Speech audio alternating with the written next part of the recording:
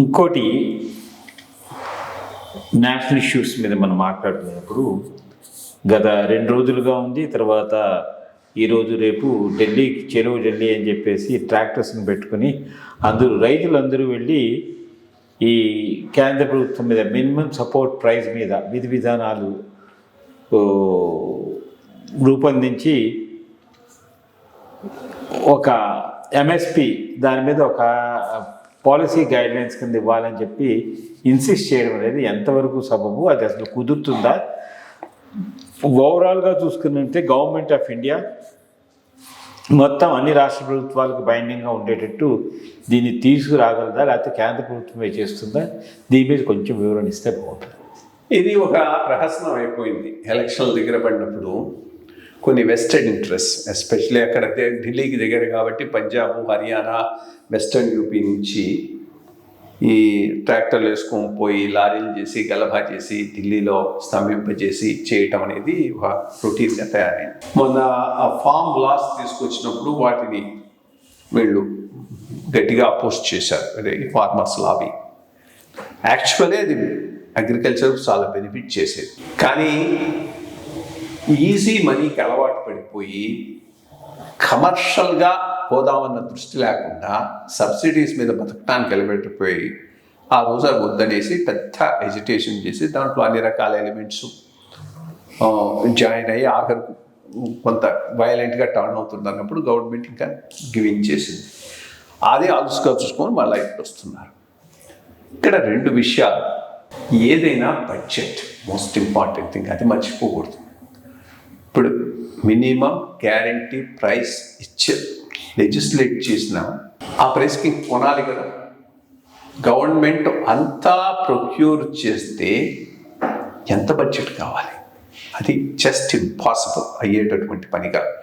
ఇప్పుడున్న 2 మేజర్ క్రాప్స్కి, ఇవి వీటు, రైస్కు MSP announce చేసి బ్యాకప్గా గవర్నమెంట్ ప్రొక్యూర్ చేస్తున్నది కాబట్టి ఎంఎస్పి మెయింటైన్ అవుతుంది. దానికోసమే ఫుడ్ సబ్సిడీ లక్షల కోట్లలో ఖర్చు అవుతుంది.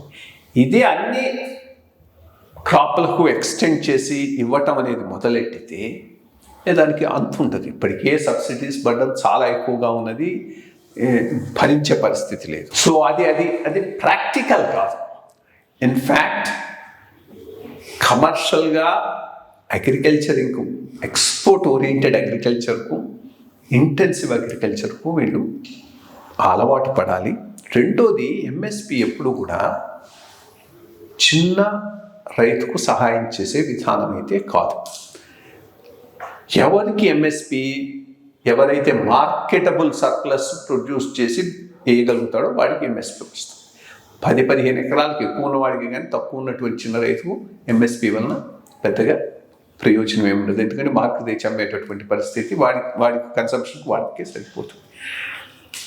సో ఇది పొలిటికలీ మోటివేటెడ్ ఇదే, కానీ దీనివల్ల ఇది ఏ గవర్నమెంట్ ఇవ్వలేదు. ఫస్ట్ థింగ్ ఈజ్ ఊరికే మాటలు చెప్పొచ్చు. ఎంఎస్పి ఇవ్వాలి అంటే అన్నిటికీ అంత పెద్ద బడ్జెట్ ఏ గవర్నమెంట్ దగ్గర కూడా ఉండదు. ఇది ప్రాక్టికల్గా అయ్యేటటువంటి విషయం కాదు. రెండోది, వరల్డ్ ట్రేడ్ ఆర్గనైజేషన్ రెస్ట్రిక్షన్స్ కూడా ఉన్నాయి. నువ్వు ఎంత ప్రొక్యూర్ చేయాలి, ఏ రేట్ మీద ప్రొక్యూర్ చేయాలి అనే దాని మీద వరల్డ్ ట్రేడ్ ఆర్గనైజేషన్ కొన్ని రిస్ట్రిక్షన్స్ పెట్టింది. ఆ రిస్ట్రిక్షన్స్ పెట్టి ఏ గవర్నమెంట్ కూడా ముందుకు పోలేదు. అదొక ఇష్యూ కూడా ఉన్నది. సో ఇది పొలిటికలీ మోటివేటెడ్, టైం చూసుకొని చేశారు. మరి ఎట్లా హ్యాండిల్ చేస్తారో చూడాలి. ఎందుకంటే రాజకీయంగా వాళ్ళకి కావాల్సింది ఇది వైలెంట్ కావటం. వైలెంట్ అయిపోయి వాళ్ళు చనిపోతే అప్పుడు దాన్ని ఇష్యూ చేసి దెన్ ప్రజల్లోకి ఎలక్షన్స్కి వెళ్ళొచ్చు అని. సో అందుకని గవర్నమెంట్ కూడా అలౌ చేయొచ్చు. ఇన్ ది సెన్స్ దాన్ని కొంత స్టీమ్ పోయే రకంలో చూడనట్టు మరీ అంత కఠినంగా దాన్ని అడగదొక్కకుండా ఎప్పటికైనా కానీ ఈ ఎలిమెంట్స్ను కొంత కంట్రోల్ చేయాల్సిన అవసరం అయితే ఉంది, ఇఫ్ నెసరీ బై ఫోర్స్. సరే, ఇక జాతీయ అంశాల్లో రాజకీయంగా మనం చూసేటట్టయితే ఈ వారంలో బీహార్లో మనం ఎదురు డిస్కస్ చేసుకున్నాం. Nitish Kumar government with good vote of కాన్ఫిడెన్స్తో మళ్ళీ ఎన్డీఏతో కలిసి ప్రభుత్వాన్ని ఏర్పాటు చేయడం జరుగుతోంది. అదొక శుభ పరిణామం కింద మనం భావించవచ్చా? అట్లాగే ఈరోజు చూసేటైతే జవాన్ కాంగ్రెస్ నుంచి ఒక చీఫ్ మినిస్టర్ కింద చేసిన ఫ్యామిలీ నుంచి వచ్చిన అతను కూడా వచ్చి ఈరోజు బీజేపీలో మహారాష్ట్రలో జాయిన్ అవ్వడం, ఇటువంటి పరిణామాలన్నీ మనకి ఇప్పుడు రాజకీయంగా దేశం మొత్తంగా ఏర్పడుతుంది. దీని మీద మీ అభిప్రాయం ఏంటి? ఒకటి, మంచి విధానమైన చెడు విధానమైన బీజేపీ దేశం మేలు కోరుకునే పార్టీ అనేటటువంటి ఒక ప్రగాఢమైన విశ్వాసం ప్రజల్లో ఉన్నది కాబట్టి ఇటువంటి వాటిని వాళ్ళు పెద్దగా పట్టించుకోవటం లేదు. లేకపోతే మేజర్ ఇష్యూస్ ఆ పార్టీల నుంచి రావటం, ఆయారాం గయారాంగా ఉండటం, సిద్ధాంతపరమైనటువంటి విధానం లేకపోవటం అనేది ప్రజాస్వామ్యానికి మంచిది కాదు. కానీ ఇది పెద్ద ఇష్యూ కింద ప్రజలు పరిగణించలేకపోవటానికి కారణం ఏంటి అంటే, ఈరోజు కేంద్రంలో ఉన్న బీజేపీ ప్రభుత్వం బ్రాడ్గా ప్రజలకు మంచి చేయాలనేటటువంటి ఒక మిషన్తో ముందుకు పోతూ ఉన్నది. కాబట్టి ఇవన్నీ ఆ మేజర్ యాక్టివిటీలో భాగంగా చేసుకునేటటువంటి కాంప్రమైజెస్ అనేటటువంటి భావనలో ఉన్నారు. కాబట్టి దీనిని కొంత ఎక్స్క్యూజ్ చేస్తున్నారు. అది బీజేపీ మర్చిపోకూడదు.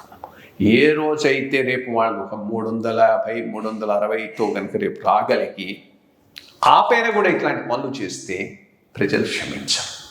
రెండోది, అవినీతి రహిత పాలన. దానికి ఇంకా గట్టి పునాది వీళ్ళు ఫుల్ మెజారిటీ వచ్చిన తర్వాత వేయాలి. ఫుల్ మెజారిటీతో వచ్చిన తర్వాత ఇటువంటి వాటిని ప్రోత్సహించకూడదు, వీటికో స్టాప్ పెట్టాలి. అటువంటి విధానంతో పోతేనే 24 కాకుండా 29కి బలపడదు. కానీ ఇదే సిస్టమ్ను మళ్ళీ 24 తర్వాత కూడా బీజేపీ ప్రోత్సహించిందంటే ప్రజలు హర్షించరు. అది గుర్తుపెట్టుకోవాలి బీజేపీ.